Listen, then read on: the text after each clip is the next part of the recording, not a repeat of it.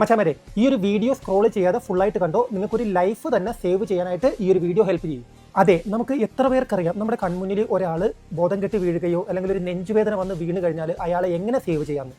ഇത് നമ്മളെല്ലാവരും അറിഞ്ഞിരിക്കേണ്ട ഒരു ബേസിക് ആയിട്ടുള്ള ഒരു കാര്യമാണ് CPR എങ്ങനെ കൊടുക്കുക എന്നുള്ളത്. ഇത് അറിയാൻ വേണ്ടിയിട്ട് നിങ്ങൾ ഒരിക്കലും ഒരു ഡോക്ടർ ആയിരിക്കണമെന്നില്ല.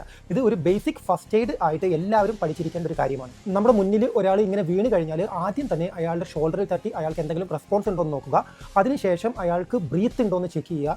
അതും ഇല്ലെങ്കിൽ പൾസ് ചെക്ക് ചെയ്യുക. ഇത് മൂന്നും ഇല്ല എന്ന് കണ്ടാൽ പിന്നെ ഉടനെ തന്നെ CPR കൊടുത്തിരിക്കണം. ഈ ഒരു സെയിം ടൈമിൽ നിങ്ങൾ എമർജൻസി മെഡിക്കൽ ടീമിനെയും കോൺടാക്ട് ചെയ്തിരിക്കണം. CPR കൊടുക്കേണ്ട വിധം നമ്മൾ ആ ഒരു വ്യക്തിയുടെ അടുത്ത് മുട്ടുകുത്തി നിന്നിട്ട് നമ്മുടെ കൈകൾ രണ്ടും ഈ ഒരു ലെവലിൽ, അതായത് നിങ്ങൾ സ്ക്രീനിൽ കാണുന്നത് പോലെ പിടിച്ചിട്ട് ചെസ്റ്റിൻ്റെ സെൻറ്റർ ഭാഗത്തായിട്ട് വെച്ച് നല്ല ഫോഴ്സിലി കംപ്രസ് ചെയ്ത് കൊടുക്കണം. 5 to 6 സെൻറ്റിമീറ്റർ എങ്കിലും ഡീപ്പായിട്ട് കംപ്രസ് ചെയ്യണം. അതും 100 to 120 കംപ്രഷൻ ഇൻ 60 സെക്കൻഡ്സ് ആയിരിക്കണം.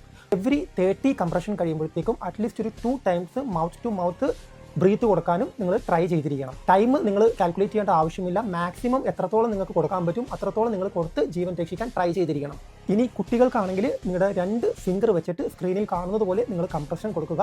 നിങ്ങൾ ഈ ഒരു വീഡിയോ നിങ്ങളുടെ ഫ്രണ്ട്സിലോട്ട് എല്ലാവർക്കും ഷെയർ ചെയ്ത് കൊടുക്കുക. അറിയാത്തവരെല്ലാവരും ഇത് അറിഞ്ഞിരിക്കണം.